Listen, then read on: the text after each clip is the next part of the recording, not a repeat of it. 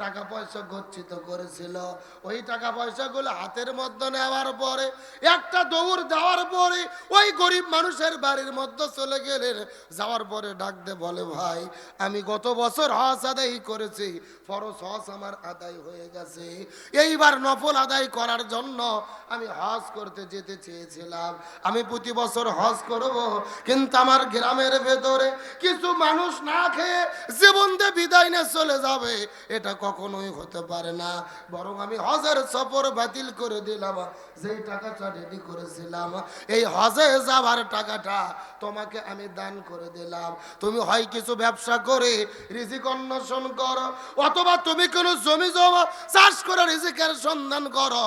এই কথা বলার পরে ওই হজের টাকাটা আব্দুল্লাহ ইবনে মুবারক দান করে দিয়ে দিলেন। হজের সফর তিনি বাতিল করে দিল। কয়েক মাস পার হয়ে গেছে। হজের সফর শেষ হওয়ার পরে আব্দুল্লাহ ইবনে মুবারকের বন্ধুরা যখন বাড়ির মধ্যে হজ করে ফিরে চলে এসেছে, এমন সময় ঘটে গেল আশ্চর্যজনক কিছু ঘটনা। আপনার টাকা কিসের বাড়ি, কিসে জমিদারি, সঙ্গে তোমার কেউ যাবে না, পুরুষ কিংবা নারী, বটবৃক্ষে কোন সে মহল, কে দিল রে লতার গাছে কুদু, মৌমাছিরা কারো হুকুমি, মৌচাকে দায় মধু, শিমুল গাছে কে দিল রে নরম নরম তুলা,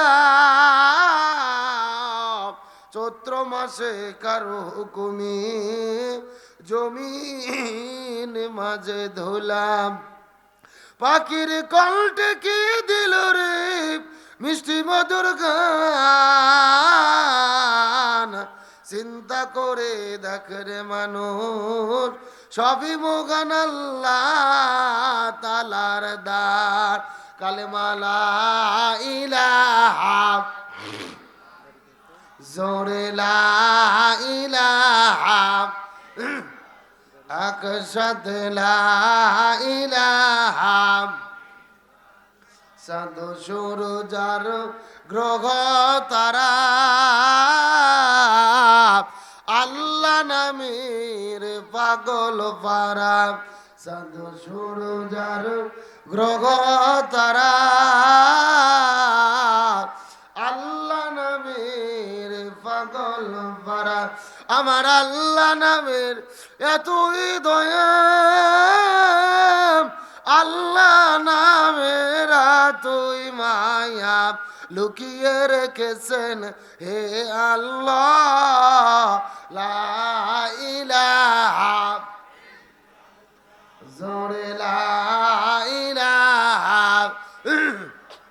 লা ইলাহা ইল্লাল্লাহু মুহাম্মাদুর রাসূলুল্লাহ।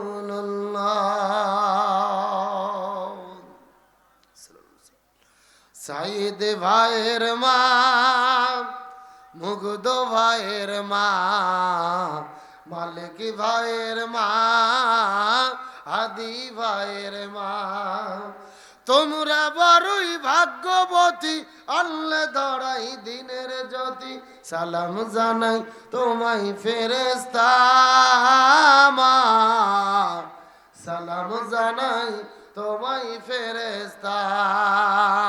সাইদ ভাইয়ের মা, সাব্বির ভাইয়ের মা, মালিক ভাইয়ের মা, আদি ভাইয়ের মা, তোমরা বড়ই ভাগ্যবতী, আল্লাহ ধরাই দিনের জ্যোতি, সালাম জানাই তোমায় ফেরেশতা, সালাম জানাই তোমায় ফেরেশতা।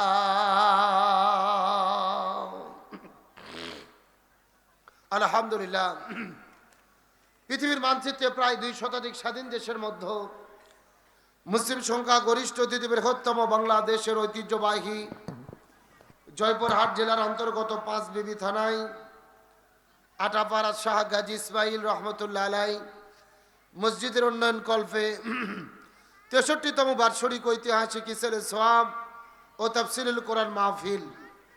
আজকের মাহফিলের সম্মানিত সুযোগ্য সভাপতি, বাংলা হিলি আজিজিয়া মাদ্রাসার সম্মানিত মুহাদ্দিস, কওমি মাদ্রাসা শিক্ষা বোর্ডের সম্মানিত শিক্ষা পরিচালক, বিশিষ্ট ইসলামী চিন্তাবিদ, আপনাদের ঈদগাহ ময়দানের সম্মানিত সুযোগ্য ইমাম, হাজারো আলেমের উস্তাদ, উস্তাজুল আসাতিজা আলহাজ হযরত মাওলানা আব্দুল ওয়াহাব সাহেব হাফিজাহুল্লাহ, আমরা সম্মানিত সভাপতির জন্য দোয়া করি আল্লাহ তাআলা তাকে হায়াতি তাইয়্যিবা সিয়াদি কুল্লিয়া দান করুক, সকলে পড়ি আমিন।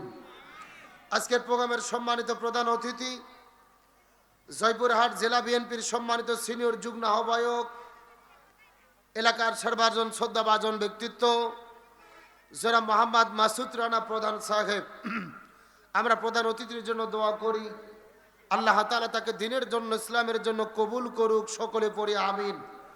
আজকের প্রোগ্রামের সম্মানিত বিশেষ অতিথি, বাংলাদেশ জামাত ইসলামী বাগজানা ইউনিয়ন পরিষদের সম্মানিত সুযোগ্য আমির, প্রিয় ভাই জনাব মোহাম্মদ তৌফিকুল ইসলাম, বাগজানা ইউপি পরিষদের সম্মানিত সুযোগ্য চেয়ারম্যান মোহাম্মদ নাজমুল হক, আমরা দুজন বিশেষ অতিথির জন্য দোয়া করি আল্লাহ তাআলা তাদের মান সম্মান ইজ্জত আরো বৃদ্ধি করে দিক, সকলে পড়ি আমিন।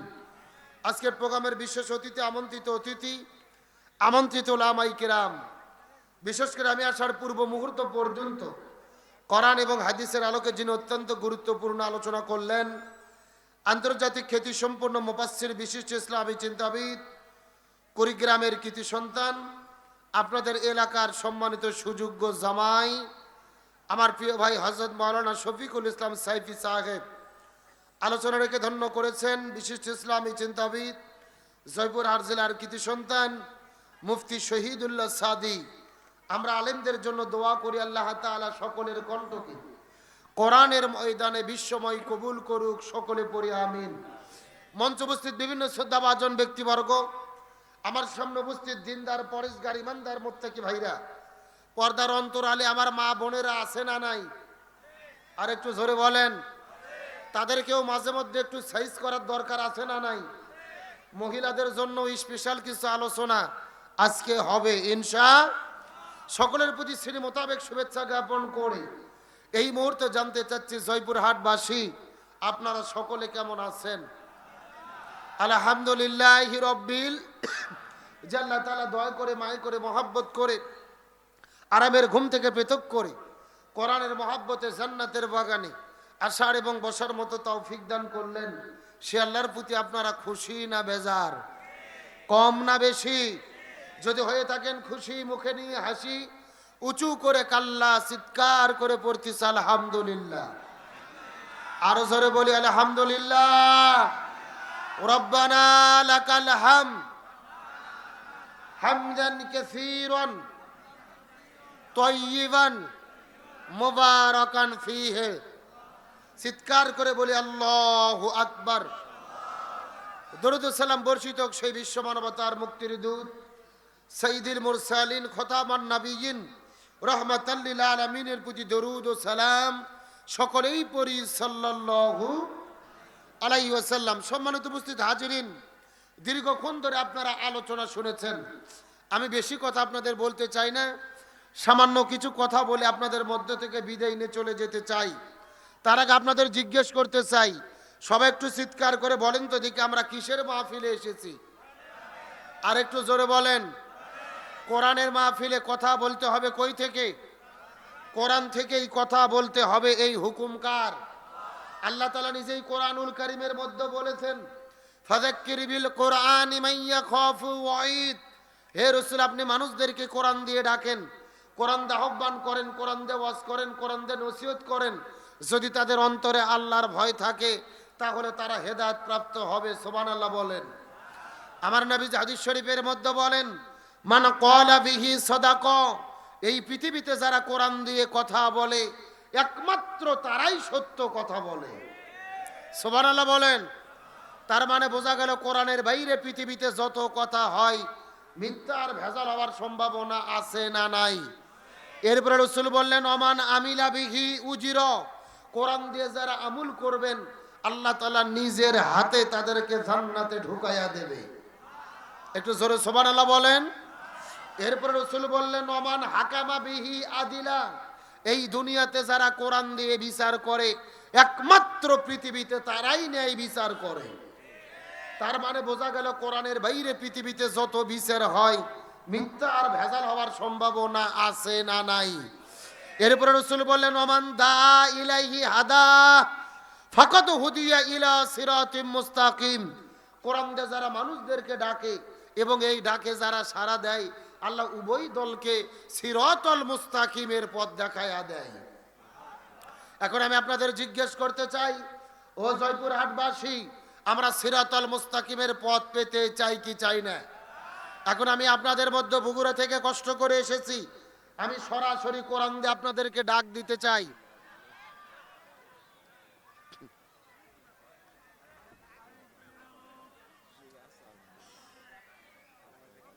আপনাদেরকে ডাক দিতে চাই, সেই ডাকে কি আপনারা সাড়া দিতে রাজি আছেন? জোরে বলেন রাজি আছেন? যদি রাজি থাকেন লক্ষ্য করুন, আমার নবীজি হাদিস শরীফের মধ্যে বলেন কোরআনের হক হলেন চারটি, এই চারটি হক যদি কেউ আদায় করতে পারে কোরআন তাদেরকে সুপারিশ করে জান্নাতের ভেতরে ঢুকায়া দেবে। আর একটু জোরে বলেন, এখন চিৎকার করে বলেন আমরা জান্নাতে যেতে চাই কি চাই না? যদি জান্নাতে যেতে চাই কোরআনের কয়টা হক আদায় করতে হবে?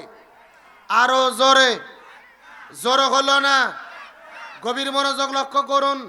1 নম্বর কোরআন পড়তে হবে, 2 নম্বর কোরআন বুঝতে হবে, 3 নম্বর কোরআন অনুযায়ী আমল করতে হবে, আর 4 নম্বর কোরআনের হক হলেন কোরআনের বিধান এই জমিনের মধ্যে বাস্তবায়ন করতে হবে। গভীর মনোযোগ ভালো করে বোঝার চেষ্টা করেন। আপনার ইমাম, আমার ইমাম, বড় ইমাম, 4 ইমামের এক ইমাম, ইমাম আজম আবু হানিফা রহমতুল্লাহ আলাইহি যতদিন কোরআন পড়েছেন তার কোনো বিপদ ছিল না, যতদিন কোরআন বুঝেছেন তার কোনো বিপদ ছিল না, নিজে আমল করেছে তার কোনো বিপদ ছিল না।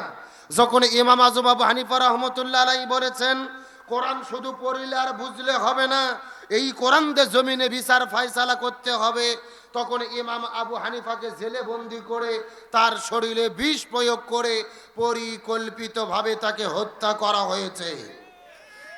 বিশ্বনবী মুহাম্মদ রাসূলুল্লাহ সাল্লাল্লাহু আলাইহি ওয়াসাল্লাম, রাসূল যতদিন কোরআন পড়েছে রাসূলের কোনো বিপদ ছিল না, রাসূল কোরআন বুঝেছে, রাসূলের কোনো বিপদ ছিল না, রাসূল নিজে কোরআন অনুযায়ী আমল করেছে, রাসূলের কোনো বিপদ ছিল না।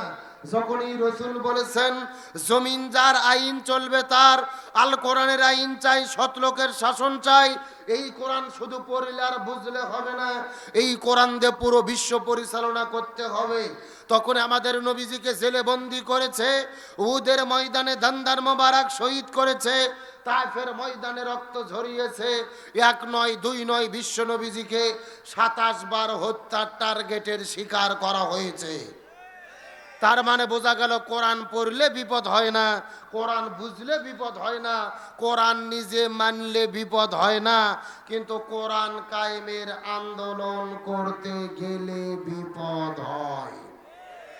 এই বাংলাদেশের দিকে লক্ষ্য করে দেখেন, কোরআনের পাখি শহীদ আল্লামা দেলোয়ার হোসেন সাইদি রহিমাহুল্লাহ, আল্লামা সাইদি যতদিন কোরআন পড়েছে তার কোনো বিপদ ছিল না, কোরআন বুঝেছে তার কোনো বিপদ ছিল না, নিজে কোরআন অনুযায়ী আমল করেছে তার কোনো বিপদ ছিল না। যখন আল্লামা সাইদি বলেছেন জমিন যার আইন চলবে তার, আল কোরআনের আইন চাই, সৎ লোকের শাসন চাই, এই কথা বলার পরে যখন তিনি বলেছিলেন কোরআন শুধু পড়লে আর বুঝলে হবে না, কোরআন দিয়ে পুরো বাংলাদেশটা পরিচালনা করতে হবে, তখনই আল্লামা সাইদিকে জেলে বন্দি করে, জেল থেকে বের করে হসপিটালে ভর্তি করে তার ইনজেকশনের সিরিজে বিষ ঢুকাইয়া পরিকল্পিতভাবে তাকে হত্যা করা হয়েছে। তার মানে বোঝা গেল কোরআনের 4টে হকের ভেতরে প্রথম 3টে হক আদায় করলে কোনো বিপদ হয় না, কিন্তু 4 নম্বর হক আদায় করতে গেলে বিপদে পড়তে হয়। এখন আপনাদের জিজ্ঞেস করতে চাই, এই জয়পুরহাটের মুসলমান, আমরা কে কোরআনের সুপারিশ নিয়ে জান্নাতে যেতে চাই? জোরে বলেন জান্নাতে যেতে চাই। তাহলে আজকের আলোচনার শুরুতে শপথ গ্রহণ করব, কোরআন পড়ব, কোরআন বুঝবো, কোরআন দিয়ে জীবন গড়ব। এই কোরআনের 4টে হক আদায় করার জন্য নিজেদের জীবনের সর্বোচ্চ বিলিয়ে দেব, তারপরে কোরআন ছাড়া হব না। কারা কারা রাজি আছেন দুটি হাত আল্লাহকে তুলে দেখান। দেন একজন তাকবীর দেন দেখি।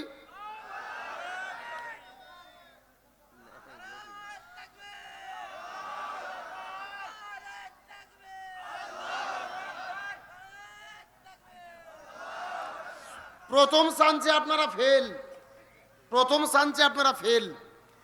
কে রে, হাজার হাজার মুসল্লি তাকবীর দিতে কি আপনাদের ভয় লাগতেছে? কথা কয় না। আচ্ছা আমার সাথে একটু কথা বলেন ভাই, আমি কিন্তু অন্য ধরনের বক্তা। আমি ওয়াজ করব আর আপনারা ঘুম পারবেন এই সুযোগ নাই। আমি যতক্ষণ ওয়াজ করব আমার সাথে আপনাদেরকে ওয়াজ করা লাগবে। রাজি আছেন? তাহলে কথা বলেন, তাকবীর দিতে কি ভয় লাগে, টেনশন লাগে? আচ্ছা বলেন তো, তাকবীর কি কোনো ব্যক্তির, কোনো দলের, জামাত ইসলামের, বিএনপির, আওয়ামী লীগের? তাকবীর কার? ওই আল্লাহ নিজে কোরআনে বলেছে ওয়া রাব্বাকা ফাকাব্বির, তোমরা আল্লাহর নামের তাকবীর দাও। তার মানে বোঝা গেল নামাজ রোজা হজ যাকাত যেমন ফরজ, আল্লাহর নামের তাকবীর দেওয়াও তেমনি রূপে। সুতরাং তাকবীরের বিরোধিতা যারা করে এরা কখনো মুসলমানের বাচ্চা হতে পারে না। সুতরাং আজকের মাহফিলে আলোচনা চলবে যতক্ষণ, তাকবীর হবে ততক্ষণ। দেখি মাঝখান থেকে দাঁড়িয়ে একজন তাকবীর দেন তো দেখি।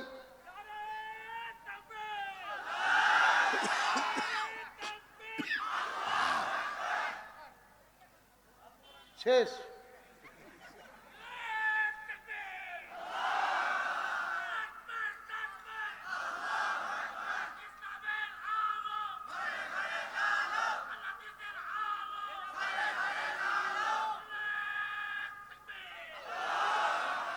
আলহামদুলিল্লাহ বলেন। আমি কমিটির লোক বলবো আমাকে চা দেওয়ার দরকার নেই, হুজুরকে এক কাপ চা দেন না। ও যতক্ষণ ঠিক আছে আলোচনা ততক্ষণ চলবে ইনশাল্লাহ। বলেন আলোচনা চলছে চলছে। এই বাইরে দাঁড়িয়ে আছে ওরা কারা? ওরা কারা? কোথা থেকে এলো? খিচুড়ি খাওয়া পার্টি? ওয়াজ এখনো শুরু হয়নি, ফজর পর্যন্ত ওয়াজ চলবে ইনশাল্লাহ। বলেন বাস ওদের তেল মারা শেষ, আর তেল মারবো না। ওদের ভালো লাগলে ভেতরে ঢুকবে না, ধরে থাকবে থাক। এখন আপনার যদি অনুমতি দেন আমি আলোচনা শুরু করতে চাই। রাজি আছেন তো ইনশাল্লাহ? আসেন ডাইরেক্ট আলোচনা, ভূমিকা শেষ। আপনাদের জিজ্ঞেস করতে চাই, এই যে মাইকের মধ্যে আমি ওয়াজ করতেছি, এই মাইক যে বানাইছে তৈরি করছে এর পেছনে একটা উদ্দেশ্য আছে না নাই? আচ্ছা বলেন তো উদ্দেশ্যটা কি? যেন কথাবার্তা সাউন্ড শোনা যায়। এই যে মাহফিলের চতুর্দিকে হাজারো লাইট আপনারা জ্বালাইছেন, বলেন তো এই লাইটগুলো যে বানানো হয়েছে এর পিছনে উদ্দেশ্যটা কি? যেন আলোতে দেখা যায়।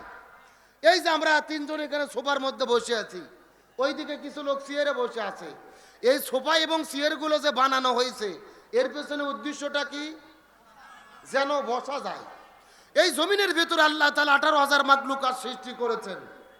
18,000 মাখলুকাতের মধ্যে সৃষ্টির সেরা মাখলুক হলেন মানুষ। আল্লাহ তাআলা মানুষকে বড় দয়া করে, মায়া করে, মহব্বত করে আল্লাহ তাআলা কুদরতি হাতে সৃষ্টি করেছেন। সুবহানাল্লাহ বলেন। আল্লাহ যে মানুষ সৃষ্টি করছেন এর পেছনে একটা লক্ষ্য এবং উদ্দেশ্য আছে না নাই? আমার প্রিয় বন্ধুগণ, মুসলমান ভাইরা গভীর মনোযোগ লক্ষ্য করুন। কোন দিকে নজর নাই, কোন দিকে তাকাতাকি নাই। কোরআন হাদিসের আলোকে চুম্বক কিছু কথা বলার পরে বিদায় নিয়ে চলে যাওয়ার চেষ্টা করব। আল্লাহ তাআলা 18,000 মাখলুকাত সৃষ্টি করলেন, তার মধ্যে সৃষ্টির সেরা মাখলুক হলেন মানুষ। আল্লাহ তাআলা জমিনের মধ্যে কেন মানুষ সৃষ্টি করলেন এর পেছনে কারণটা কি? এই সম্পর্কে 1450 বছর আগে আল্লাহ কোরআনুল কারীমের প্রথম নম্বর সূরা সূরাল বাকারার 21 নম্বর আয়াতের মধ্যে কত চমৎকার করে বলেন। আল্লাহ রাব্বুল আলামিনের ঘোষণা, ইয়া আইয়ুহান নাসু বুদু রাব্বাকুমুল্লাযী খালাকাকুম ওয়াল্লাযীনা মিন ক্বাবলিকুম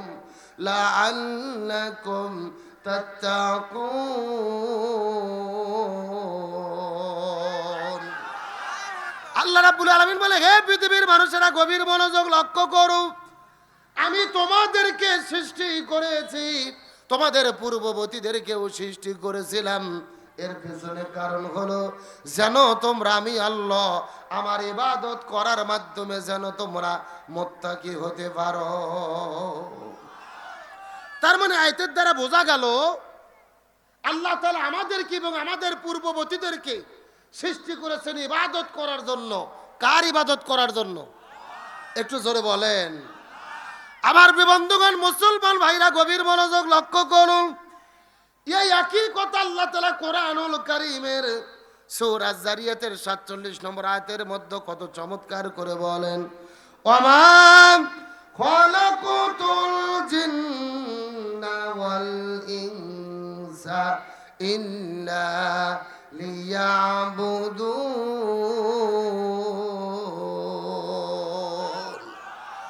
আল্লাহ বলতেছেন আমি মানুষ এবং জিনকে এই জমিনের মধ্যে সৃষ্টি করেছি একমাত্র সবেমাত্র কেবলমাত্র আমার ইবাদত করার জন্য। সুবহানাল্লাহ বলেন। তাহলে এই আয়াতের দ্বারাও বোঝা গেল আল্লাহ আমাদের সৃষ্টি করছেন কি করার জন্য? একটু কথা বলেন, কি করার জন্য? আর আমরা যদি ইবাদত করি আমাদের পুরস্কার আছে না নাই? আমার বন্ধুগণ, মুসলমান ভাইরা গভীর মনোযোগ লক্ষ্য করুন। আমরা যদি ইবাদত করি আল্লাহ তাআলা কি পুরস্কার দেবেন এই কথা আল্লাহ তাআলা কোরআনুল কারীমের মধ্যে কত চমৎকার করে বলেন, ইয়া আইয়াতুহান নাফসুল মুতমাইন্না ইরজিই ইলা রাব্বিকি রাদিয়াতাম মারদিয়া ফাদখুলি ফি ইবাদি ওয়াদখুলি জান্নাতি।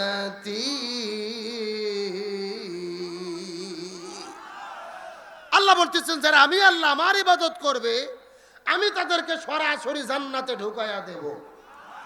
এখন চিৎকার করে বলেন আমরা আল্লাহর জান্নাত পেতে চাই কি চাই না? জান্নাত যদি পেতে চাই ইবাদত করতে হবে কার? বাস এতটুকু কথা বলার পরে আমরা আজকে আলোচনার সাবজেক্ট ঠিক করলাম। আজকের আলোচনার বিষয় বা সাবজেক্ট হলো ইবাদত। জোরে বলেন, কি বললাম? আরে ভাই, ওয়াজ শোনার আগে সাবজেক্ট ঠিক করা লাগবে। এই বাংলাদেশে ওয়াজ কম হয় না।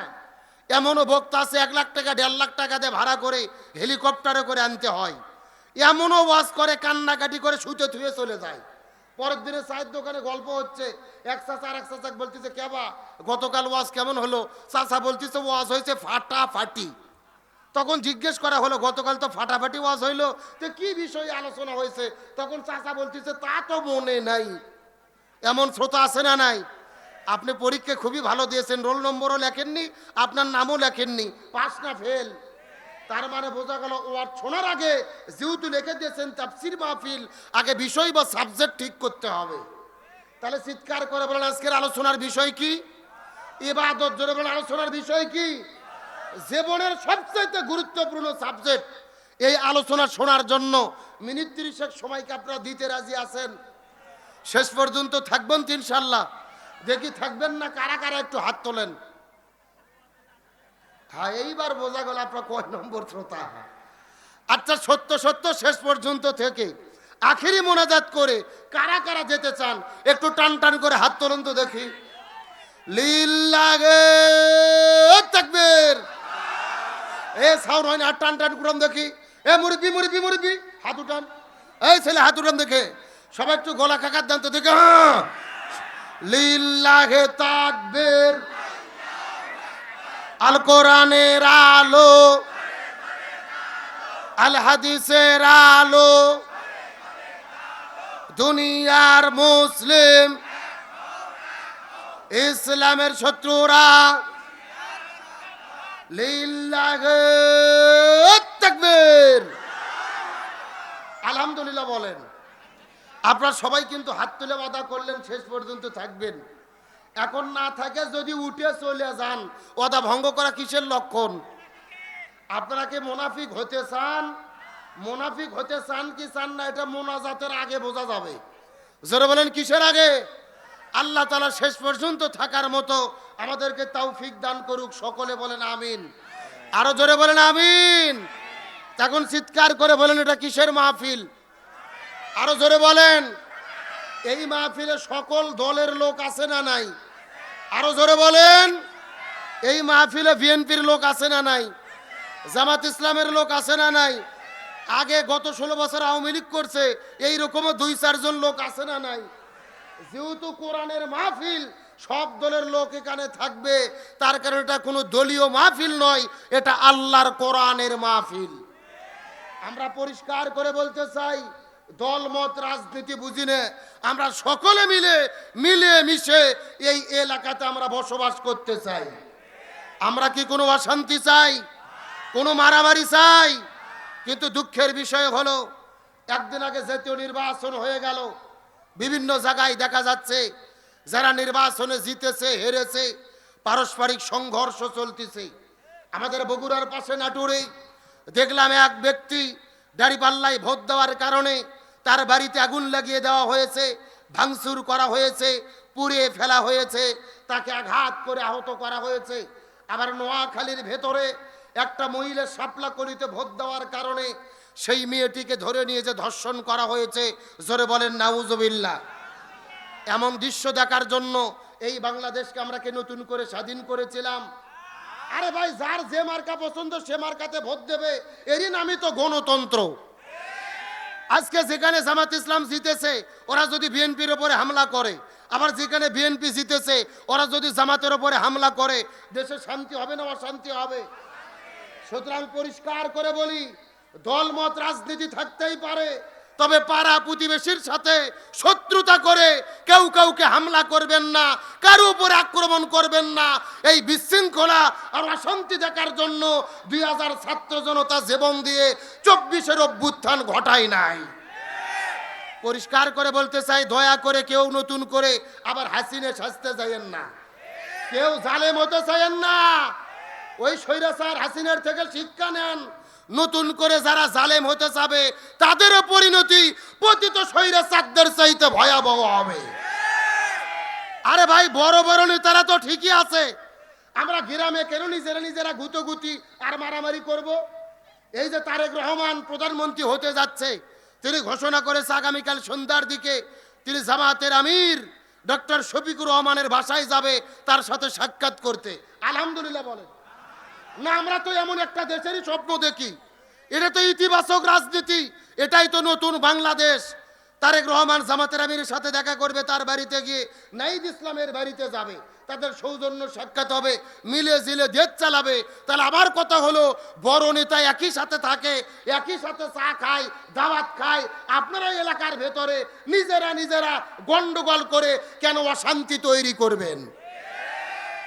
মনে রাখবেন, মারা গেলে ওই নেতা জানাজাতে আসবে না, এই গ্রামের লোকজনই কিন্তু আপনার জানাজাতে যাবে, এই পাড়া প্রতিবেশী জানাজায় যাবে। তাহলে বোঝা গেল নেতার চাইতেও বেশি প্রয়োজন হলো এলাকার মানুষের সাথে ভালো সম্পর্ক রাখা। তারেক রহমান বলেছে, মাজলুমদের উপরে সবলদের আঘাত আমি মেনে নেব না, জুলুম আমি মেনে নেব না। সুতরাং নেতা কর্মীদের বলি, নেতার কথা যদি মেনে চলতে চাও জুলুম করা যাবে না। আর তারেক রহমানকে বলতে চাই, যারা জুলুম করবে এদের ব্যাপারে ব্যবস্থা নেন, এই দেশের জনগণ আপনাকে ধন্যবাদ জানাবে। এ ভোট হয়ে গেছে, মিলেমিশে দেশ চালান, আর কোনো মারামারি ঝগড়া বিবাদ এই দেশের মধ্যে আমরা দেখতে চাই না। আল্লাহ তাআলা আমাদের সকলকে মিলেমিশে থাকার তৌফিক দান করুক, বলেন আমিন। আসেন তাহলে বলতে চাচ্ছিলাম আজকের আলোচনার সাবজেক্ট কি, আর একটু জোরে বলেন, গভীর মনোযোগ লক্ষ্য করুন। ইবাদত কাকে বলে? ইবাদত শব্দের শাব্দিক অর্থ দাসত্ব করা, গোলামি করা, হুকুম মেনে চলা। একেবারে সোজা কথা, এই কোরআনের ভেতরে 1000 আল্লাহ তাআলা আদেশ করেছে, 1000 নিষেধ করেছে। প্রত্যেকটা আদেশ এবং নিষেধ মেনে চলার নাম হলো ইবাদত। ভালো করে মাথার মধ্যে ঢুকানোর চেষ্টা করেন। শুধু নামাজ রোজা হজ যাকাত ইবাদত নয়, আল্লাহ কোরআনের ভেতরে যত আদেশ করেছে, যত নিষেধ করেছে, হাদিসের ভেতরে রাসূল যত আদেশ করেছে, যত নিষেধ করেছে, প্রত্যেকটা আদেশ এবং নিষেধ মেনে চলার নাম কি? লক্ষ্য করে বোঝার চেষ্টা করেন। ইবাদত প্রধানত 5 প্রকার। জোরে বলেন কত প্রকার? 1 নম্বর ব্যক্তিগত ইবাদত, 2 নম্বর পারিবারিক ইবাদত, 3 নম্বর সামাজিক ইবাদত, 4 নম্বর রাজনৈতিক ইবাদত, 5 নম্বর অর্থনৈতিক ইবাদত। চিৎকার করে বলতে হবে ইবাদত কত প্রকার। গভীর মনোযোগ লক্ষ্য করুন। 1 নম্বর হলো ব্যক্তিগত ইবাদত। ব্যক্তিগত ইবাদত কাকে বলে? আল্লাহর কোরআন বলেছেন আকিমুস সালাহ ওয়া আতুজ যাকাত, নামাজ কায়েম করো, যাকাত প্রদান করো। আল্লাহর কোরআন বলেছেন ওয়ালিল্লাহি আলান নাসি হিজ্জুল বাইত, যদি তোমাদের সামর্থ্য থাকে হজ করো। আল্লাহর কোরআন বলেছেন কুতিবা আলাইকুমুস সিয়াম, রমজান মাসে রোজা ফরজ করলাম, রোজা রাখো। এই যে নামাজ, রোজা, হজ, যাকাত, জিকির, তাসবিহ, এগুলোর নাম হলো ব্যক্তিগত ইবাদত। আমি কি আপনাদের বুঝাতে পেরেছি? মানে আল্লাহর সন্তুষ্টির জন্য আমরা ব্যক্তিগতভাবে যে ইবাদতগুলো করে থাকি এর নাম কি? ব্যক্তিগত ইবাদত। 2 নম্বর হলেন পারিবারিক ইবাদত। এখন মনে প্রশ্ন জাগতে পারে, হুজুর পরিবারের ভেতরে আবার ইবাদত ঢুকলো কেমনে? গভীর মনোযোগ লক্ষ্য করুন। পরিবারের যত সদস্য আছে কেউ কারো হক নষ্ট করবে না। সন্তান পিতামাতার খেদমত করবে, পিতামাতার সঙ্গে ভালো ব্যবহার করবে, পিতামাতা সন্তানকে দ্বীনের ওপরে লালন পালন করবে, স্ত্রী স্বামীর কথা মতো জীবন চালাবে। স্বামী স্ত্রী মানে বোঝা গেল আপনি সামাজিক ইবাদত পালন করতে পারেন নাই। আমার বন্ধুগণ, মুসলমান ভাইরা গভীর মনোযোগ লক্ষ্য করুন। কোনো দিকে নজর নাই, কোনো দিকে তাকাতাকি নাই। কোরআন হাদিসের আলোকে চুম্বক কিছু কথা বলার পরে আপনাদের মধ্য থেকে বিদায় নিয়ে চলে যাওয়ার চেষ্টা করব। জীবনের সবচাইতে গুরুত্বপূর্ণ সাবজেক্টে আলোচনা শুরু করলাম। ইবাদত হলো 5 প্রকার। 1 নম্বর ব্যক্তিগত ইবাদত, 2 নম্বর পারিবারিক ইবাদত, আর 3 নম্বর হলেন সামাজিক ইবাদত। এই সামাজিক ইবাদতের কত গুরুত্ব এই বিষয়টা বোঝানোর জন্য ছোট্ট করে একটা দৃষ্টান্ত আপনাদের মধ্যে দিতে চাই। এই জমিনের ভেতরে এমন একজন আল্লাহর ওলি ছিলেন, এমন একটা বড় আলেম ছিলেন, যে আলেমের নাম শুনে নাই এমন আলেম দুনিয়ার মধ্যে খুঁজে পাওয়া যাবে না, যার নাম হলেন হযরত আব্দুল্লাহ ইবনে মুবারক রহমতুল্লাহ আলাইহি। হযরত আব্দুল্লাহ ইবনে মুবারক রহমতুল্লাহ আলাইহি হজ করার জন্য তিনি নিয়াত করলেন, বাড়ি থেকে বের হবেন, হজ করার জন্য তিনি রওনা করবেন পরের দিন সকালবেলা। আগের দিনে সন্ধ্যার দিকে বাড়ির মধ্যে বসে থেকে যখন তিনি টাকা পয়সা সংগ্রহ করতেছিলেন, কাপড় চোপড় গোছানো শুরু করলেন, একটা ব্যাগের ভেতরে সব কিছু যখন তিনি রেডি করা শুরু করলেন, এমন সময় দেখা গেল আব্দুল্লাহ ইবনে মুবারকের একটা ছেলে ছিল। ওই ছেলেটা কান্না করে করে বাবার কাছে আসার পরে ডাক দে বলে, বাবা এই গ্রামের ভেতরে উমুক বাড়িতে গরুর গোশত রান্না করেছে। ওই গন্ধ শোনার পরে তাদের বাড়ির মধ্যে আমি গরুর গোশত খাওয়ার জন্য গিয়েছিলাম, কিন্তু তারা তো আমাকে গোশত খেতে দেয় নাই, বরং তাদের বাড়ি থেকে আমাকে গলা ধাক্কা দিয়ে বের করে দিয়েছে। হযরত আব্দুল্লাহ ইবনে মুবারকের মনে বড় কষ্ট লেগে গেল। আমি তো জীবনে কোনো মানুষকে কোনোদিন ঠকাই নাই, অথচ আমার ছোট্ট সন্তান আব্দুল্লাহকে কোন বাড়ির মধ্য থেকে গলা ধাক্কা দিয়ে বাড়ি থেকে বের করে দেওয়া হলো। আব্দুল্লাহ ইবনে মুবারক কথাটা শোনার পরে ওই ছোট্ট সন্তানটাকে হাতটা ধরার পরে দৌড়াইতে দৌড়াইতে ওই বাড়ির মধ্যে যখন ঢুকে গেল, ওই বাড়িতে যাওয়ার পরে ঘটে গেল আশ্চর্যজনক ঘটনা। লক্ষ্য করে দেখা গেল আব্দুল্লাহ ইবনে মুবারক ওই বাড়ির মধ্যে যখন প্রবেশ করেছে, লক্ষ্য করে দেখে ওই বাড়ির যেই মানুষটা মালিক ছিল, ওই মানুষটা চিৎকার করে বলে, আমার কপাল এত ভালো, মনে হচ্ছে আসমানের চাঁদ আমার বাড়ির মধ্যে প্রবেশ করেছে, মনে হচ্ছে আসমানের তারকা আমার বাড়ির মধ্যে প্রবেশ করেছে। এই রকম যখন প্রশংসা করা শুরু করেছে, আব্দুল্লাহ ইবনে মুবারক ডাক দিয়ে বলে, এ মানুষ তুমি ভালো করে বোঝার চেষ্টা করো, আমার প্রশংসা পরে করবে, আগে তোমার কাছে প্রশ্ন করি, বলো তো দেখি আমার সন্তানটাকে কেন তুমি গলা ধাক্কা দিয়ে বাড়ি থেকে বের করে দিয়েছো?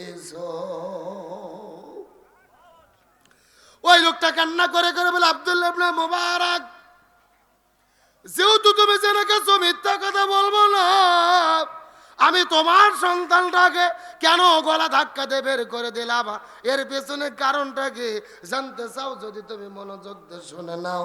আমার বাড়ির ভেতরে 3 দিন ধরে কোনো খাবার ছিল না। 3 দিন ধরে কোনো খাবার আমার পেটের মধ্যে দিতে পারি নাই, স্ত্রী সন্তানদের পেটের মধ্যে কোনো খাবার দিতে পারি নাই। 3 দিন পরে আজকে সকালবেলা এই বাড়ির মধ্য থেকে বের হওয়ার পরে আমি যখন কাজের সন্ধানে বের হয়েছি, এই বাড়ি থেকে বের হওয়ার পরে সারা দিন আমি ঘোরাঘুরি করেছি, কিন্তু কাজের কোনো সন্ধান পাই নাই। আমি সন্ধ্যার দিকে বাড়ির মধ্যে যখন ফিরে আসা শুরু করলাম, আমার মনে হচ্ছিল আমি তো বড় মানুষ, আরো 1 সপ্তাহ যদি খাবার না পাই, পানি না খেয়ে আমার জীবনটা বাঁচাইতে পারবো। কিন্তু আমার বাড়ির মধ্যে তো 2টা সন্তান রয়েছে, যেই 2টা সন্তান কান্না করে করে খাবার না পেয়ে মৃত্যুর কোলে ঢলে পড়েছে। এই সন্তান না খেয়ে এই দুনিয়ার মধ্যে থেকে বিদায় নিয়ে চলে যাবে, আমি কেমন করে তাদের জীবনটা বাঁচাইব? এই চিন্তা করে করে আমি যখন বাড়িতে ফিরে আসতেছিলাম, এমন সময় লক্ষ্য করে দেখে ওই রাস্তার পাশে একটা মরা গরু পড়ে আছে। ওই মরা গরু দেখার পরে কিছু শুকুর আর কুকুরকে ওই মরা গরুর গোস্তগুলো কামড়ে কামড়ে কামড়ে খাচ্ছে। এই দৃশ্য দেখার পরে আমি মনে মনে চিন্তা করলাম, আমার সন্তানগুলোর জীবন বাঁচাইতে হবে। এই চিন্তা করে মরা গরুর মধ্য থেকে কিছু গোস্ত কাটার পরে ওই গোস্তটা যখন বাড়ির মধ্যে নিয়ে চলে এসেছি, স্ত্রীকে বললাম, বিবি রে, সন্তানদের জীবন বাঁচাইতে হবে, এই গোস্তগুলোই তুমি রান্না করো, সন্তানদের খাওয়াতে হবে। এই কথা বলার পরে আমার স্ত্রী ওই গোস্তগুলো নিয়ে যখন রান্না করা শুরু করেছে, আর যখন ঘ্রাণ বের হয়েছে, আপনার সন্তান আমার বাড়ির মধ্যে ঢুকেছে, ওই মরা গরুর গোস্ত খাওয়ার জন্য আপনার সন্তান আবদার করেছে। আমি তো জানি আপনারা বড় মানুষ, আল্লাহ আপনাকে লক্ষ লক্ষ কোটি কোটি টাকার মালিক বানাইছে। দান সৎকার জিনিস দিলে আপনারা খান না, যাকাত ফিতরার জিনিস দিলে আপনারা খান না, অথচ আপনার সন্তানটাকে এই মরা গরুর গোস্ত আমি কেমন করে খাওয়াবো? হুজুর, আপনি মনের মধ্যে কষ্ট নেবেন না। টাকা পয়সা গচ্ছিত করেছিল, ওই টাকা পয়সাগুলো হাতের মধ্যে নেওয়ার পরে একটা দৌড় দেওয়ার পরে ওই গরিব মানুষের বাড়ির মধ্যে চলে গেলেন।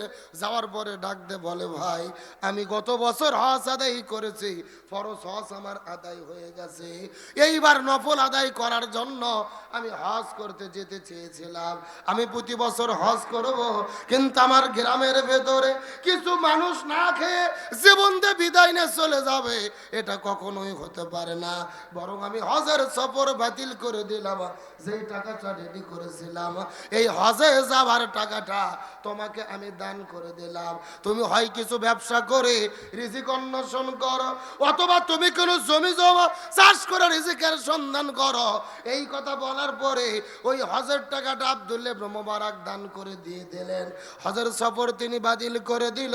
কয়েক মাস পার হয়ে গেছে, হজের সফর শেষ হওয়ার পরে আব্দুল্লাহ ইবনে মুবারকের বন্ধুরা যখন বাড়ির মধ্যে হজ করে ফিরে চলে এসেছে, এমন সময় ঘটে গেল আশ্চর্যজনক কিছু ঘটনা।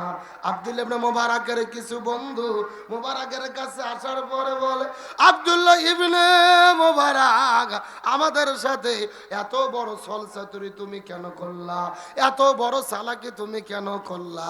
ওই হজ করতে যাওয়ার পরে আমরা লক্ষ্য করে দেখেছি, ওই বাইতুল্লাহ ঘরের ভেতরে আমরা যখন তাওয়াফ করেছি, আমরা লক্ষ্য করে দেখেছি আমাদের চোখের সামনে তুমি বাইতুল্লাহ ঘর, আমাদের চোখের সামনে তুমি তাওয়াফ করেছো। লিল্লাহি তাকবীর। আমরা যখন সাফা মারওয়া সাই করেছি, আমরা লক্ষ্য করে দেখেছি আমাদের চোখের সামনেই তুমি সাফা মারওয়া সাই করেছো। ওই শয়তানকে যখন কঙ্কর নিক্ষেপ করেছি, আমরা লক্ষ্য করে দেখেছি ওই শয়তানকে তুমি কঙ্কর নিক্ষেপ করতেছো। কিন্তু হজের কার্যবলী যখন শেষ হয়ে গেল, আর তোমাকে খুঁজে পাওয়া গেল না। এই আব্দুল্লাহ ইবনে মুবারক, এমন বড় ছলচাতুরি তুমি কেন করলা? এই কথা শোনার পরে আব্দুল্লাহ ইবনে মুবারকের টেনশন আরো বেড়ে গেল। এমন ঘটনা ঘটার পেছনে কারণটা কি? ওই গভীর রজনীতে আব্দুল্লাহ ইবনে মুবারক তাহাজ্জুদের নামাজ পড়ে নামাজের সিজদায় চলে গেছে, কান্না করে করে আল্লাহর কাছে দোয়া করে বলে, আল্লাহ এমন দৃশ্য হওয়ার পেছনে কারণটা কি, এমন ঘটনা ঘটার পেছনে কারণটা কি বলেন তো দেখি। এই কথা বলে তখন তিনি ঘুমের মধ্যে চলে গেছে।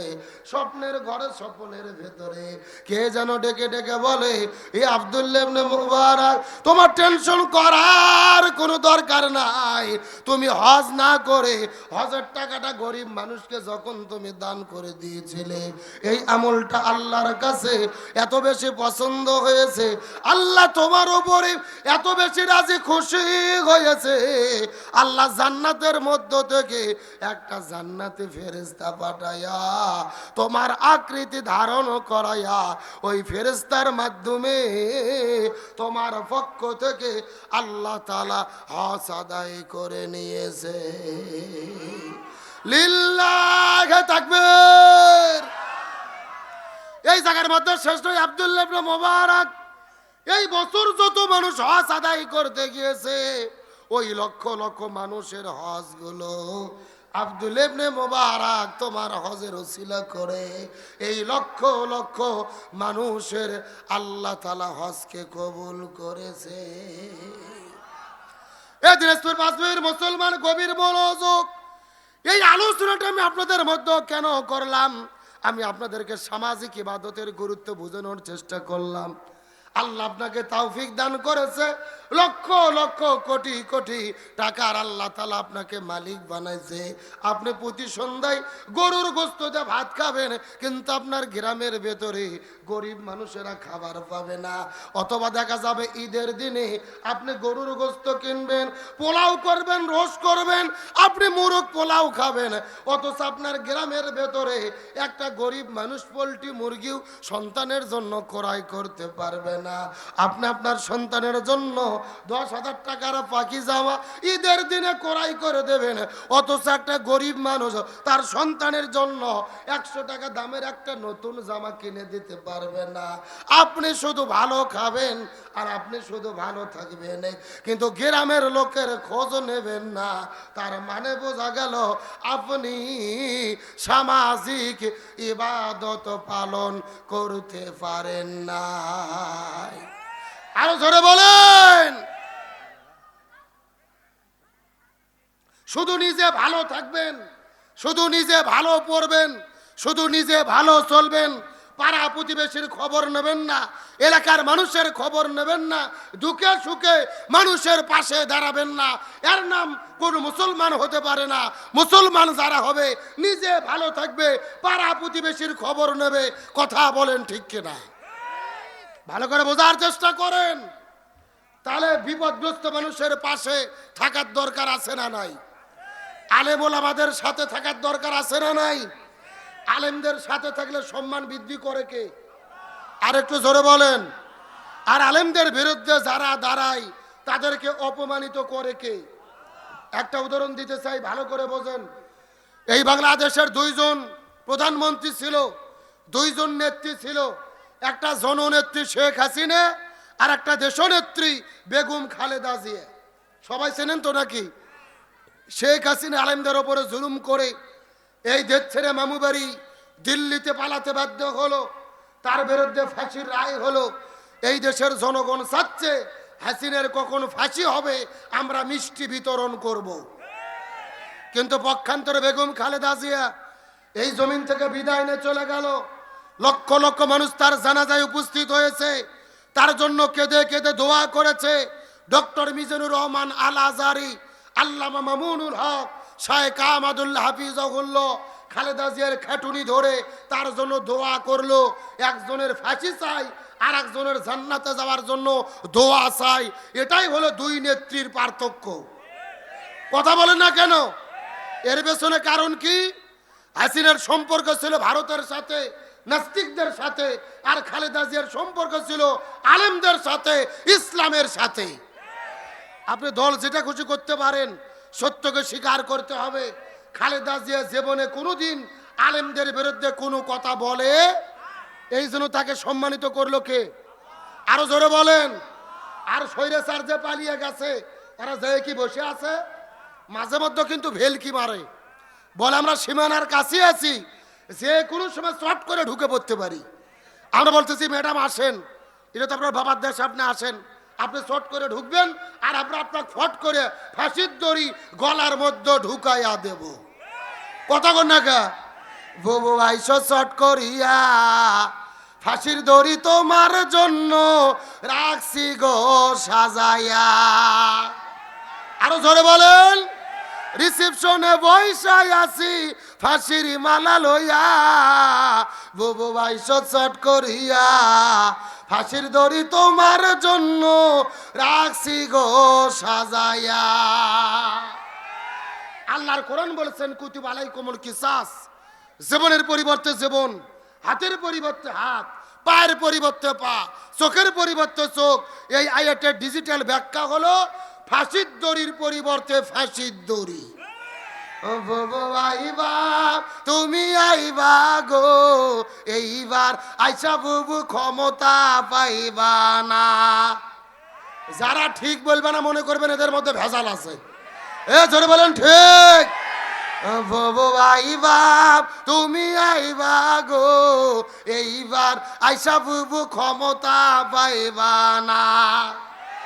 খোঁজনে বুবু কাদের কাকার অবস্থা খারাপ, দরবেশ বাবার হারুন আঙ্কেল এখন সামনে আসে না।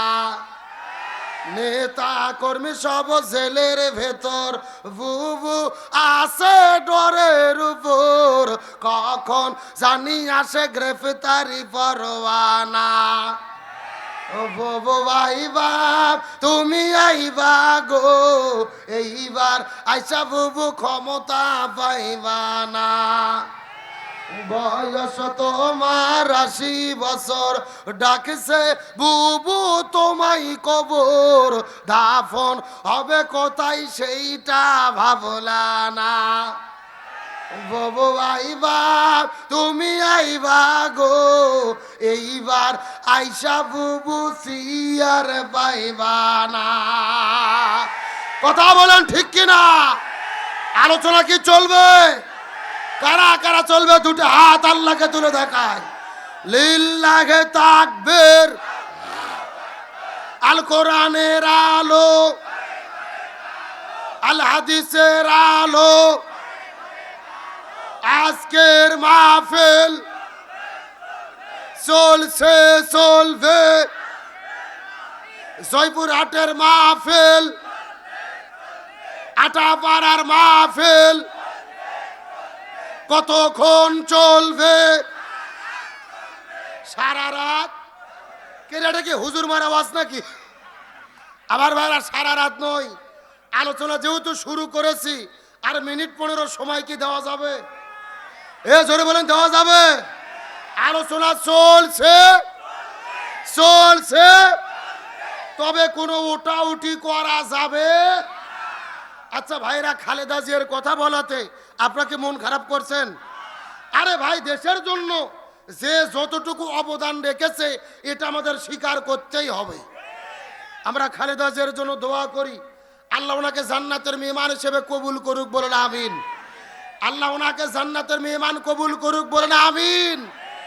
খালেদা জিয়া বিদায় নিয়ে চলে গেলেন, জাতীয় নির্বাচন হলো, প্রধানমন্ত্রী হতে যাচ্ছে তার ছেলে তারেক রহমান, যিনি বড়ই সৌভাগ্যবান। বাবা ছিল প্রেসিডেন্ট, মা ছিল প্রধানমন্ত্রী, তিনিও প্রধানমন্ত্রী হতে যাচ্ছেন। তবে তারেক রহমানকে আমরা বলতে চাই, আপনি বাবা মার যে আদর্শ ছিল এই আদর্শের উপর আপনাকে থাকতে হবে।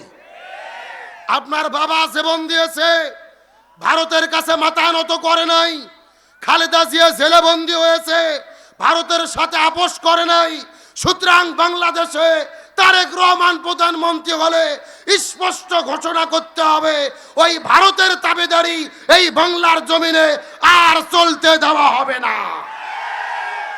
24-এর অভ্যুত্থানে ছাত্ররা জীবন দিয়েছে, শহীদ হয়েছে, আমরা প্রয়োজনে জীবন দেব, তাও ভারতের তাবেদারি মেনে নেব না, ভারতের আধিপত্য মেনে নেব। তাদের সাথে আমাদের সম্পর্ক থাকবে, তবে তারা মোড়লগিরি করবে, আমাদের মাথার উপরে ডিম ভেঙে খাবে, এটা আমরা কখনোই মেনে নেব। তার কারণ ভারত যে আমাদের শত্রু, এটা আমরা যত দ্রুত বুঝবো ততই আমাদের জন্য কল্যাণকর। অথচ দেখতে পারলাম সরকারের শপথ অনুষ্ঠানে নরেন্দ্র মোদীকে রেখে আমন্ত্রণ করা হয়েছে প্রধান অতিথি হিসেবে। শেখ হাসিনা শাসন করলেন এই দেশ, 16 বছর স্বৈরাচার টিকে ছিল ওই নরেন্দ্র মোদীর কারণে। এই দেশে আয়না ঘর তৈরি হয়েছিল ওই নরেন্দ্র মোদীর কারণে। এই দেশে আলেমদের হত্যা করা হয়েছিল ওই নরেন্দ্র মোদীর কারণে। এই দেশে আল্লামা সাঈদীকে হত্যা করা হয়েছে ওই নরেন্দ্র মোদীর কারণে। সুতরাং নতুন স্বাধীন দেশে নরেন্দ্র মোদীকে আমন্ত্রণ করা মানে হলো 24-এর অভ্যুত্থানের সাথে গাদ্দারি করা। আমরা ভারতের গুজরাটের কসাই ওই নরেন্দ্র মোদীকে দেখতে চাই। আর নরেন্দ্র মোদী যদি আসতেই হয় তাহলে ওকে কথা দিতে হবে, স্বৈরাচার হাসিনাকে সাথে করে আনতে হবে। কথা কন না কে? আমরা হাসিনাকে ফাঁসির দড়িতে ঝুলাবো, তারপরে মোদির গলা ফুলের মালা দেব, আমাদের কোনো আপত্তি নাই। 2000 ছাত্র জনতা হত্যা করলো মোদি, হাসিনাকে নিয়ে যাইয়ে বইয়ের আদর দিচ্ছে, তার বাড়িতে থাকে রাখে, আর তাকে যদি আমরা এখানে নিয়ে এসে সংবর্ধনা দেই, এটা আমাদের জন্য কষ্ট ছাড়া আর কিছু হতে পারে না।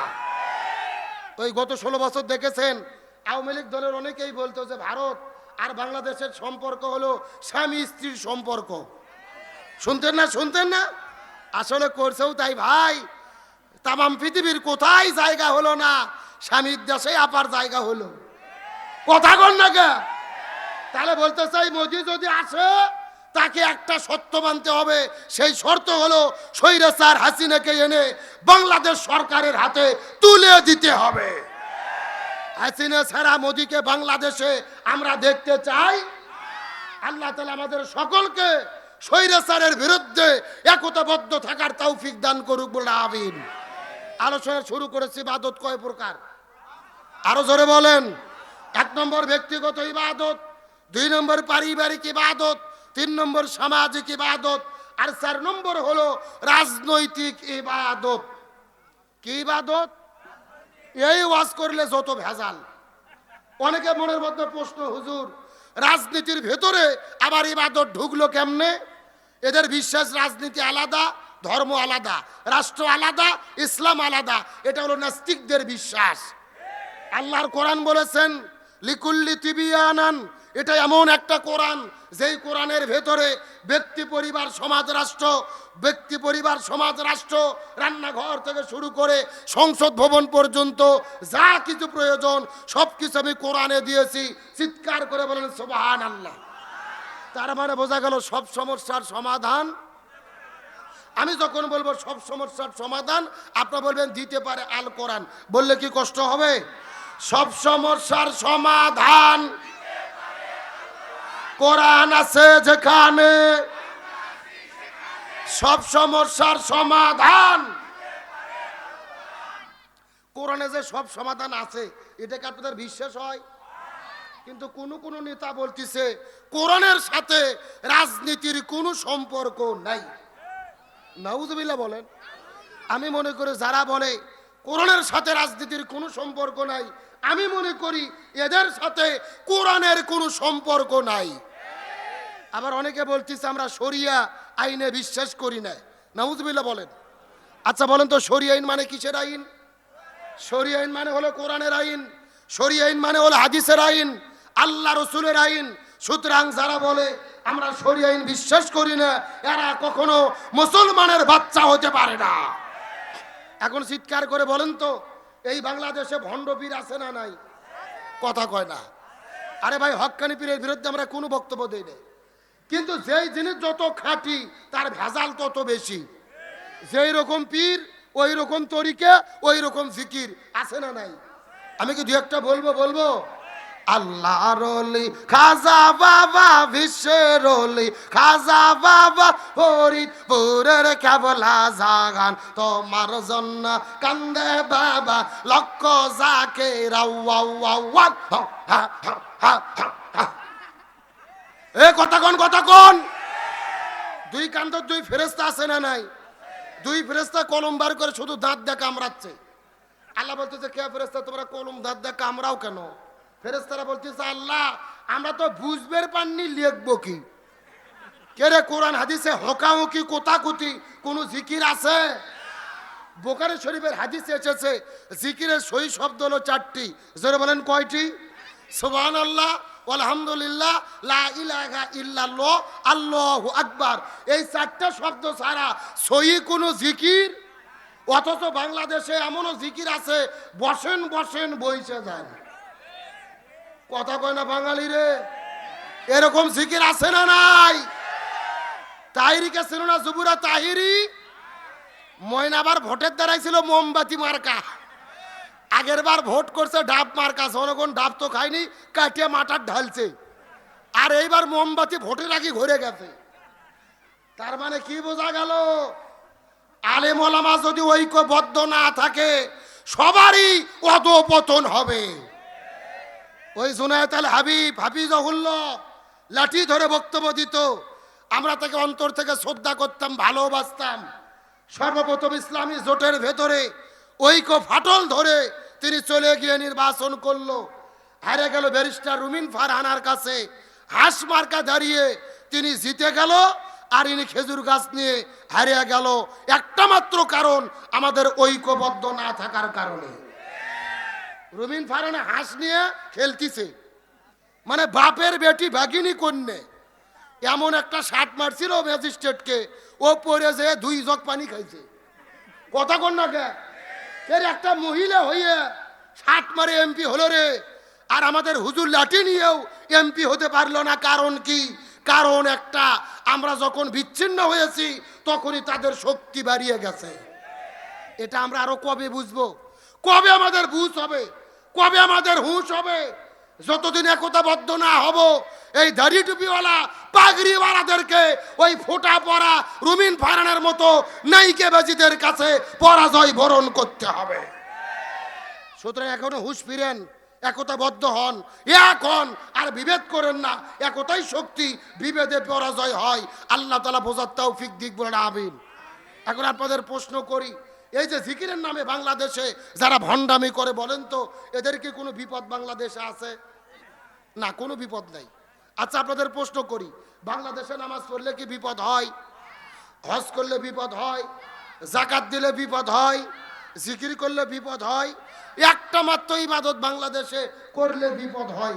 আপনারা বলতে পারবেন সেই ইবাদতের নাম কি? গভীর মনোযোগ লক্ষ্য করুন। এই দেশে নামাজ পড়লে বিপদ হয় না, হজ করলে বিপদ হয় না, যাকাত দিলে বিপদ হয় না, জিকির করলে বিপদ হয় না। এই দেশের ভেতরে তারাই বিপদের মধ্যে পড়ে যারা জমিনের ভেতরে কোরআন বিজয়ের আন্দোলন করে। আর এটাকেই রাজনৈতিক ইবাদত বলা হয়। ভালো করে বোঝেন। আমাদের নবীজি রমজান মাসে 16 দিন রোজা রেখেছে। জোরে বলেন কয়দিন?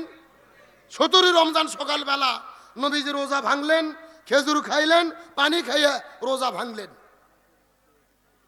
সাহাবীদেরকে বললেন তোমরাও রোজা ভেঙে ফেলো। সাহাবীরা বলতেছে ইয়া রাসূলুল্লাহ সাল্লাল্লাহু আলাইহি ওয়াসাল্লাম, আপনি গত 3 দিন আগে ওয়াজ করেছেন একটা রোজার এত দাম, ইচ্ছা করে যদি কেউ একটা রোজা ছেড়ে দেয় লাগাতার 60টা রোজা রাখতে হবে। আবার যদি একটা রোজা ছেড়ে দেয় আবার লাগাতার 60টা রোজা রাখতে হবে। আপনি কেন রোজা ছাড়তে বললেন? রাসূল বলতেছে বেশি বোঝার চেষ্টা করো না। ওমা আতাকুমুর রাসূলু ফাকুযুহু ওমা নাহাকুম আনহু ফান্তাহু। আমি নবী যা বলি তা তোমরা করো, যা করতে নিষেধ করি তা থেকে দূরে থাকো। আবু জেহেল মদিনে আক্রমণ করেছে, আর বসে থাকা যাবে না। এখন রোজা ভেঙে শক্তি অর্জন করে আবু জেহেলের মোকাবেলা করতে হবে। আল্লাহু আকবার বলেন। তার মানে বোঝা গেল রোজা রাখা ইবাদত। তবে রোজার চাইতেও দামি ইবাদত হলো এই জমিনের ভেতরে কোরআন বিজয়ের আন্দোলন করা। আমার বন্ধুগণ, মুসলমান ভাইরা গভীর মনোযোগ লক্ষ্য করুন। কোনো দিকে নজর নাই, কোনো দিকে তাকাতাকি নাই। ছোট্ট করে একটা দৃষ্টান্ত দেওয়ার পরে বিদায় নিয়ে চলে যাওয়ার চেষ্টা করব। নবীজির সাহাবী হযরতে হানজালা রাদিয়াল্লাহু তাআলা নতুন বিবাহ করার পরে ওই বউটাকে নিয়ে যখন তিনি বাসর ঘরের মধ্যে চলে গেছেন, ওই বাসর ঘরের মধ্যে যাবার পরে স্ত্রীর সঙ্গে প্রেম ভালোবাসা মহব্বত শুরু করে দিল। ফুলসজ্জা রাত যখন তারা পার করতেছিল, এমন সময় লক্ষ্য করে দেখা গেল ওই মদিনার ভেতর থেকে কে যেন রাস্তার মধ্য থেকে ডেকে বলে, কুতিলা মুহাম্মদ, কুতিলা মুহাম্মদ, মুসলমানদের নবী এই জমিনের মধ্য থেকে বিদায় নিয়ে চলে গেছে। এই কথা শোনার পরে হযরত হানজালা ওই বাসর ঘর থেকে বের হওয়ার পরে এক দৌড়ে তিনি চলে গেলেন কূপের ভেতরে। তার কারণ তার উপরে গোসলটা ফরজ হয়েছিল, স্ত্রীর সঙ্গে মিলামেশা করেছে, গোসলটা ফরজ হয়ে গেছে। কিন্তু কূপের কাছে যাওয়ার পরে ওই কূপের মধ্য থেকে পানি উত্তোলন করার পরে ওই পানিটা যখন শরীরের মধ্যে ঢেলে দেবে, এমন সময় তিনি লক্ষ্য করে দেখে ওই মদিনার গলির মধ্য থেকে কে যেন ডেকে বলে, কুতিলা মুহাম্মদ, কুতিলা মুহাম্মদ, মুসলমানদের নবী জমিনের মধ্য থেকে বিদায় নিয়ে চলে গেছে। এই কথা শোনার পরে হযরত হানজালা ওই পানিটা কূপের মধ্যে ফেলে দেওয়ার পরে এক দৌড়ে চলে গেলেন বাসর ঘরের ভেতরে। ওই বাসর ঘরের মধ্যে যাওয়ার পরে একটা হাতের মধ্যে তরোয়াল নেওয়ার পরে ওই তরোয়াল নিয়ে যখন বাড়ি থেকে বের হয়ে দৌড়ানো শুরু করবে, পেছন দিক থেকে তার বিবি জামা ধরে ডাকতে বলে, প্রাণের স্বামী আপনি যুদ্ধ করতে যাবেন, আমার কোনো আপত্তি নাই, কিন্তু আপনার তো ফরজ গোসল বাকি আছে, আপনি গোসল বাকি রেখে কেমন করে জিহাদের ময়দানে চলে যাবেন? আপনি আগে ফরজ গোসল আদায় করেন, তারপরে যুদ্ধের ময়দানে চলে যান। এই কথা বলার পরে হানজালা ডাক দে বলে, এ প্রাণের বিবি, আমি যদি এখন গোসল করা শুরু করে আর মুসলমানদের নবী উদের প্রান্তরে যদি শাহাদাত বরণ করে চলে যায়, হাসরের ময়দানে যদি আল্লাহ জিজ্ঞেস করে বলে, এ হানজালা মুসলমানদের নবী উদের প্রান্তরে শাহাদাত বরণ করে বিদায় নিয়ে চলে গেল, আর তুমি বাসর ঘরের ভেতরে কেমন করে সময় পার করলে, আমি তখন আল্লাহর কাছে কেমন করে জবাব দেব?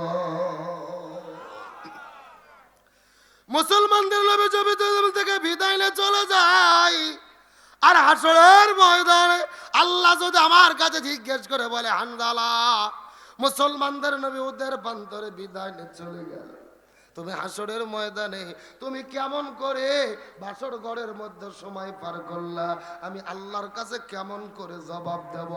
এই কথা বলার পরে হানজালা দৌড়ানো শুরু করলে, দৌড়াইতে দৌড়াইতে ওদের যুদ্ধের ময়দানে তিনি চলে গেছে। যাওয়ার পরে লক্ষ্য করে দেখে মুসলমান আর কাফেরদের মধ্যে যুদ্ধ শুরু হয়ে গেছে। হযরত হানজালা ওই জায়গার মধ্যে যুদ্ধ শুরু করলেন, কিন্তু জিহাদের ময়দানে যুদ্ধ শুরু করার পরে ফজর নামাজের যখন আজান হয়ে গেল, ফজর নামাজ তিনি পড়তে পারলেন না, যেহেতু তার ফরজ গোসল বাকি ছিল। একদিকে ফরজ গোসল বাকি, আর একদিকে ফজর কাজা, জোহর কাজা, আসর কাজা, 3 ওয়াক্ত নামাজ তিনি কাজা করে ফেললেন। একদিকে ফরজ গোসল বাকি, আর একদিকে 3 ওয়াক্ত ফরজ নামাজ কাজা। মাগরিবের কিছু সময় আগে লক্ষ্য করে দেখা গেল পেছন দিক থেকে একটা কাফের আসার পরে হাতের মধ্যে তরোয়াল নেওয়ার পরে হানজালার কাঁধের ভেতরে এত জোরে আঘাত করেছে রে, ওই হানজালার দেহ থেকে কাল্লাটা আলাদা হয়ে তিনি মাটির মধ্যে পড়ে গেলে। এ জয়পুরের মুসলমান গভীর মনোযোগ, হাসরের ময়দানে শুধু হানজালা নয়, নবীজির ৭০ জন সাহাবী শাহাদাত বরণ করেছে। আজকেও যারা মক্কা মদিনায় হজ আর উমরা করার জন্য যাবেন, ওই মদিনায় গেলেই কিন্তু লক্ষ্য করে দেখবে ওই মদিনার ভেতরে উট পাহাড়ের পাদদেশে একই জায়গার ভেতরে ৭০ জন সাহাবীকে কবরস্থ করে রাখা হয়েছে। আপনাদের ঈদগাহ মাঠের চতুর্দিক থেকে যেই রকম ঘেরাও করে রাখা হয়েছে, একই রকম ভাবে ওই উহুদ পাহাড়ের পাদদেশে চতুর্দিক থেকে ওয়ালে ঘেরাও করে পাঁচিল দেওয়া হয়েছে। তার ভেতরে নবীজির ৭০ জন সাহাবী ঘুম পাড়তেছে।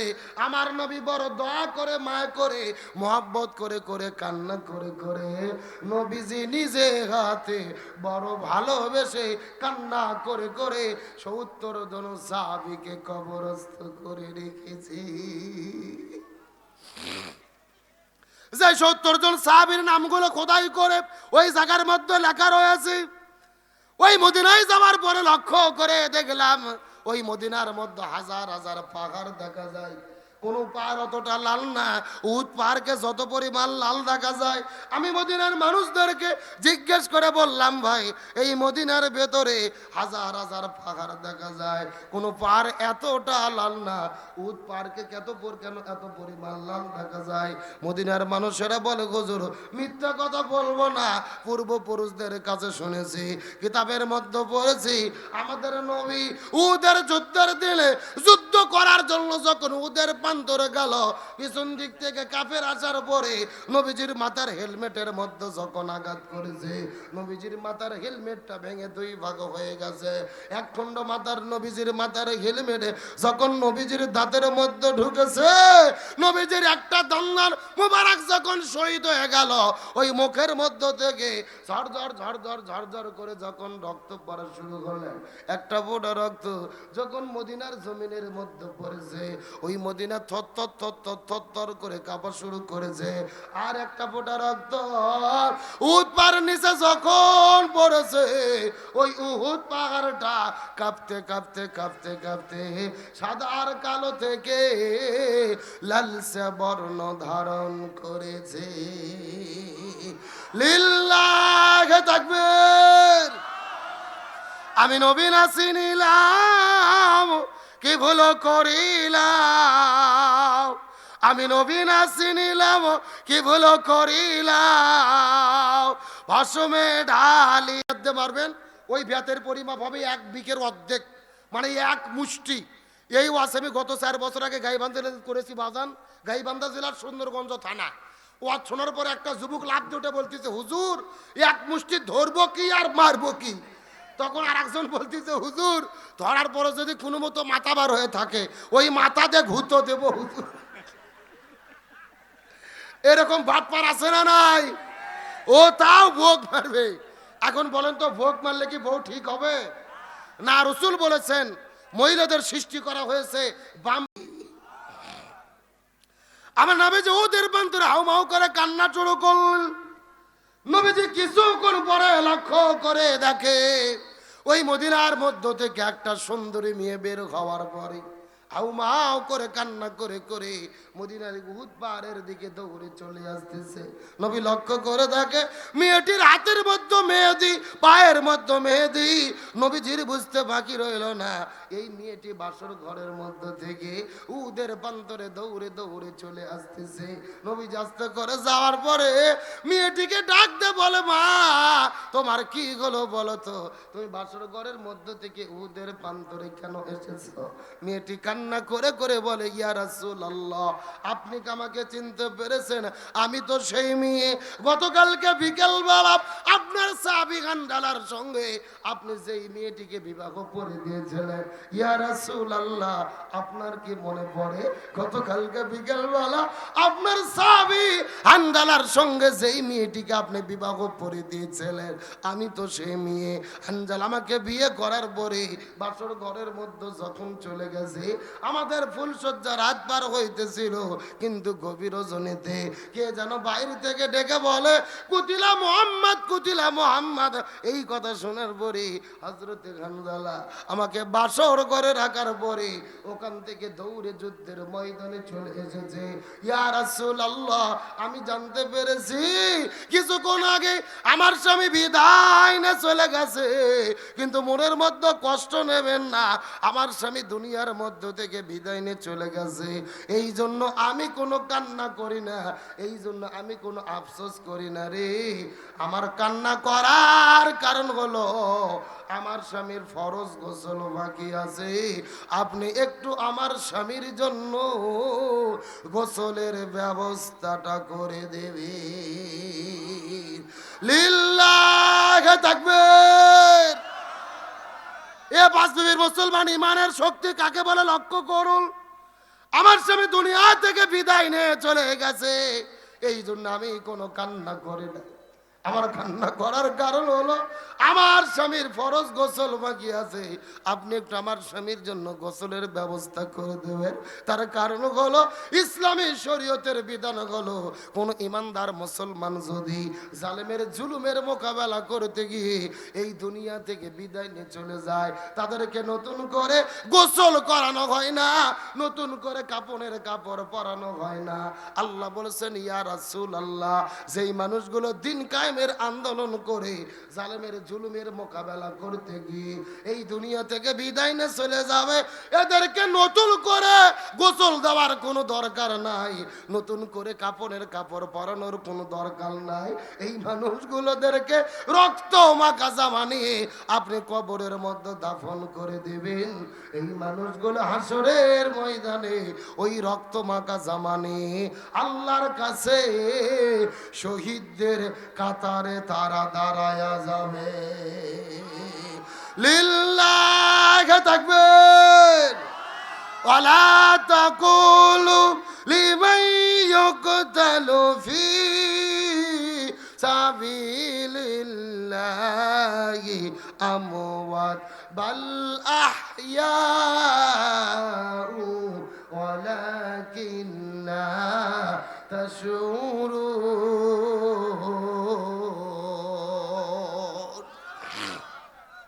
আল্লাহ রাস্তায় যারা জীবন দেয় এরা কখনো মরে না, এদেরকে শাহাদাতের মর্যাদা দান করে কে?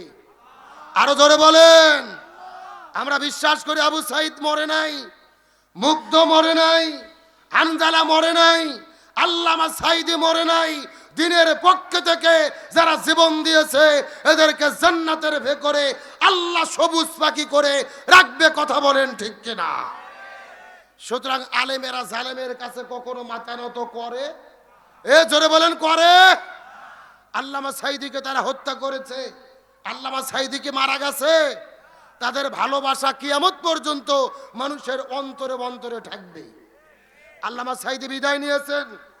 গতকালকের নির্বাচনে ফলাফল ঘোষণা হলো, আল্লামা সাইদির দুই ছেলেই এমপিতে নির্বাচন করেছে, তার ছোট ছেলে এমপি নির্বাচিত হয়েছে, আলহামদুলিল্লাহ বলেন। আর বড় ছেলে হেরে গেছে মাত্র ৭০ ভোটে। কয় ভোটে? অনেকেই বলতেছে সে হারেনি, তাকে কোনো না কোনোভাবে হারানো হয়েছে, কারণ হইচই উঠে যাবে, রব উঠবে। সাইদির দুই ছেলে দাঁড়িয়ে দুইটাই এমপি হলো, তার মানে বোঝা যায় আল্লামা সাইদিকে যারা ভালোবেসেছে তারাই আবার তার ছেলেদেরকে নির্বাচিত করেছে। আগে তো মানুষের ধারণা ছিল মোল্লার দৌড় হলো মসজিদ পর্যন্ত, কিন্তু আল্লামা সাইদি প্রমাণ করেছেন মোল্লার দৌড় মসজিদ পর্যন্ত নয়, মোল্লার দৌড় হলো সংসদ ভবন পর্যন্ত। কারণ আমাদের নবী ছিলেন মসজিদুন নববীর ইমাম, আবার মদিনা নামক রাষ্ট্রের রাষ্ট্রপতি। তার মানে বোঝা গেল রসুলের সিরাতের শিক্ষা হলো যিনি মসজিদের ইমাম হবে তাদেরকেই সমাজের ইমাম হতে হবে। এই বাংলাদেশে বর্তমানে জনপ্রিয় মুফাসসির আমাদের প্রিয় ভাই মুফতি আমির হামজা, তিনিও এমপি পদে নির্বাচন করে বিপুল ভোটে বিপুল ব্যবধানে তিনি এমপি নির্বাচিত হয়েছে, আলহামদুলিল্লাহ বলেন। আমরা আমির হামজা ভাইকে অভিনন্দন জানাই, তাকে শুভেচ্ছা জানাই। মুফতি আমির হামজা এবং বাংলাদেশ মাজলিসুল মুফাসসিরিনের কেন্দ্রীয় মহাসচিব রংপুরের কৃতি সন্তান অধ্যাপক নুরুল আমিন, তারা এমপি নির্বাচিত হয়েছে। আমরা বিশ্বাস করি আল্লামা সাইদির উত্তরসূরি হিসেবে তারা সংসদে গিয়ে কোরআনের কথা বলবে ইনশাআল্লাহ। এখন বলেন তালেবেরা সংসদে গেলে লাভ না ক্ষতি? আরো জোরে বলেন। মমতাজ যদি সংসদে যায় কোরআনের কথা বলবে না, গান বলবে, ফাইটা যাই বলবে।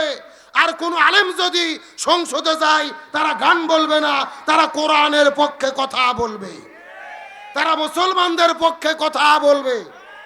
আমির হামজা শপথ গ্রহণের আগে আজকে প্রশাসনকে ডেকে ঘোষণা করেছে আমার কুষ্টিয়াতে আমি চাঁদাবাজের বিরুদ্ধে জিরো টলারেন্স, আলহামদুলিল্লাহ বলেন। আমি সন্ত্রাসীদের বিরুদ্ধে জিরো টলারেন্স, আমি চাঁদাবাজি, ঘুষখোর, সুদখোর, সন্ত্রাসী সব কিছু রোধ করে দেব। একটা এমপি এলাকা থেকে যত অন্যায় বন্ধ করবে আমরা চাইলে সেমন বন্ধ করতে পারবো না। এই জন্য সমাজের পাওয়ার লাগে, ক্ষমতা লাগে।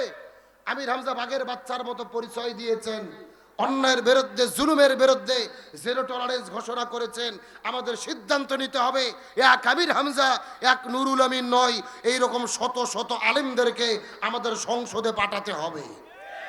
তাহলে সেখানে কোরআনের কথা হবে, ইসলামের কথা হবে, ইসলামের জোয়ার তৈরি হবে। এই বাংলার জমিনে আজ হোক কাল হোক কোরআনের শাসন কায়েম হবে ইনশাল্লাহ।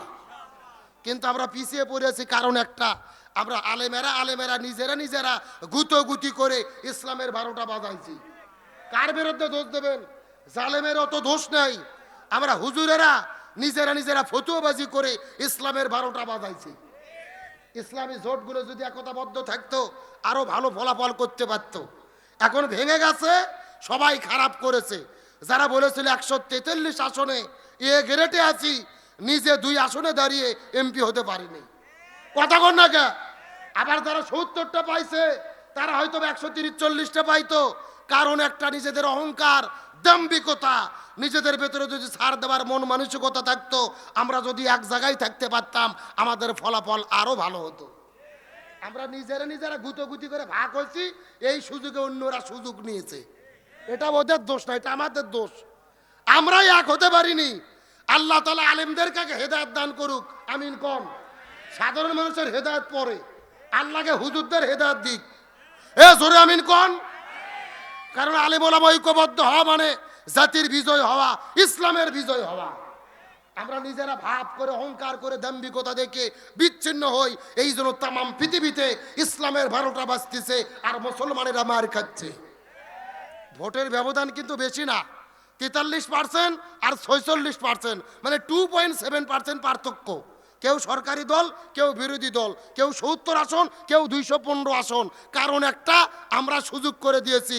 এক জায়গায় থাকতাম বিজয় হতো, এক জায়গায় থাকেননি সবার পরাজয়। এখন বাটাম ফাটাবে, মার খাওয়ার জন্য রেডি হন। কথা কন না কে? এই আলেম ওলামা খালি এক জায়গায় করা যায়, কোথায় জানেন? জেলখানা। কোথায়? ওই জেলের ভেতরে কে কওমি, কে আলিয়া, কে জামাতি, কে হেফাজতি, কে চরমনাই, ওখানে কোনো ভেদাভেদ নাই। জেলখানার যাইয়া ঠিকই এক প্লেটত ভাত ভাগাভাগি করে খায়। আর জেলের থেকে বাড়ানোর পরে আর কেউ কাউকে দেখতে পারে না, ফতুয়াবাজি করে। এই জন্য আলেমদের 12টা বাজতেছে। আল্লাহ তাআলা আমাদের হেদায়েত দান করুক, আমিন বলেন। তারা চিৎকার করে বলেন, সাহাবী হানজালার কি গোসল বাকি? আরো জোরে বলেন। আলোচনা আর 5-10 মিনিট করব, তবে এখনো যদি অনুমতি দেন আমি মহিলাদের জন্য 2 মিনিট কিছু বলবো। মা বোনদের বলার দরকার আছে না নাই? আমার বন্ধুগণ, মুসলমান ভাইরা, গভীর মনোযোগ। কোনো দিকে নজর নাই, কোনো দিকে তাকাতাকি নাই। শেষ কথাগুলো অন্তর দিয়ে ভালো করে বোঝার চেষ্টা করবেন। আমার নবীজি ওই মিরাজের রজনীতে সর্বপ্রথম চলে গেলেন জান্নাতের ভেতরে। ওই জান্নাতের মধ্যে যাবার পরে লক্ষ্য করে দেখে, ওই জান্নাতের মধ্যে লক্ষ্য করে দেখতে পারলেন ওই জান্নাতের ভেতরে শত শত মহিলাদেরকে দেখা যাইতেছে। নবী জান্নাত থেকে বের হবার পরে আস্তে করে যখন জান্নামের মধ্যে চলে গেলেন, ওই জান্নামের মধ্যে যাবার পরে লক্ষ্য করে দেখে ওই জান্নামের ভেতরে হাজার হাজার মহিলাদেরকে আগুন দিয়ে দাউ দাউ দাউ দাউ করে জ্বালানো হচ্ছে।